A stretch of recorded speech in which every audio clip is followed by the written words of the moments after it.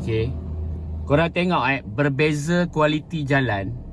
Kalau kita tengok dekat sini, jalan dia lama. So, ini adalah jalan baru.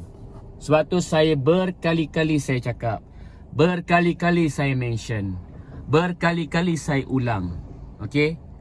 Apabila kualiti jalan yang kurang memuaskan, korang jangan ingat lori ni bila diorang memberi kontraktor jalan tar, bila mereka ada jalan tar, jangan korang sangka grade jalan yang tar yang berada di lori yang India selalu buat ni ataupun Bangla bodoh selalu buat ni, kualiti dia sangat baik. Kalau korang nak perbezaan kualiti jalan yang baik, korang pergi dekat Highway Plus. Apabila mereka melakukan kerja-kerja penyelenggaraan waktu ketika malam, waktu ketika rakyat sedang tidur, korang berhenti di tepi jalan, korang tengok dan korang rasa sendiri tar berkualiti grade A dengan tar berkualiti grade 0. Sebab apa saya kata 0? Ini adalah jalan baru, tar baru. Korang tengok perbezaan dan korang tengok macam mana. Beza tak beza? Okey, bila hancur macam ni. Lepas tu lagi satu, kawasan ni dekat dengan Rem China Pak, Zhongqiu Ventura Stadium Berhad.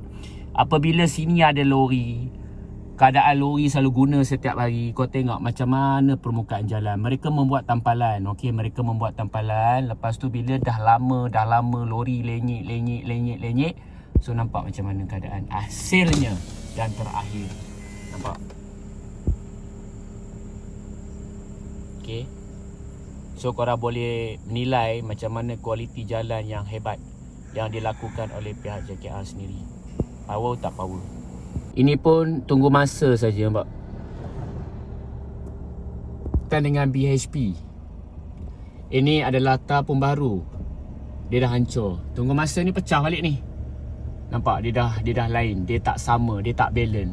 Lepas tu kau tengok hancur, nampak kesan-kesan tar. Nampak?